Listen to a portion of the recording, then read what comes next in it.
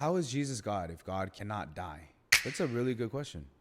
What they're questioning is God's control, from what I gather. If God is in control, then if he loses something like his life, isn't he out of control of it then? So that's under the premise that God is in control of his life. Of course he is.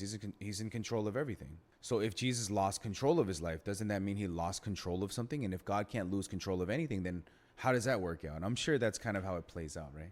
Amen. So this is the reason why I don't debate, is because it doesn't do anything except set a trap.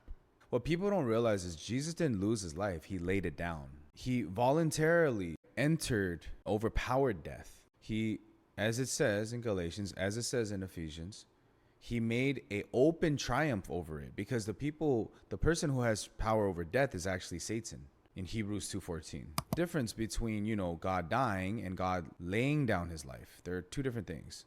The reason why Jesus died was not because he couldn't control it, was he chose not to control it. He chose not to. Jesus is 100% man, 100% God. It's nothing hard to understand about that. He surrendered his divine nature in a lot of ways. You could say that God's divine nature didn't die, but Jesus' human nature did die, right? He's human. Amen. Understand? That's why in John chapter 10, verse 17 and 18, he says, I lay down my life. I choose to give it up. No one takes it from me. I voluntarily give it up, basically. He chose for that moment, right? That's actually not loss of control. That's absolute control. I choose whether or not I'm going to give myself to you. That's pretty gangster. I'm in enemy territory, and I'm going to show you what time it is. You think you're going to conquer me with death? I'm going to use the same death to conquer you. That's not him losing control. That's actually a lot of control. Jesus entered death knowing what? He knew that he would leave and he would be victorious. That's full control. He could pick up and choose whatever he wants to do with it. If he's God, how can he not end his life and then pick it up where it started, which is exactly what happened. The Bible tells us he's fully God. So the fact that he can lay down his life and pick it back up is proof that he's God. It doesn't work against us. It's actually proof that he's God.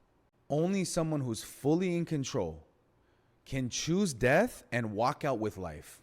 He's fully in control. He's going to be like, look, I'm going to show you something. I'm a king, and I'm going to walk into your territory, and I'm going to make an open triumph of you. You think you have power? You have no power whatsoever. Go ahead, do what you got to do, and I'm still going to win. That means he's fully in control. It's not that he didn't have control and he lost his life. He chose, I'm going to lay this down, and you still can't do nothing to me.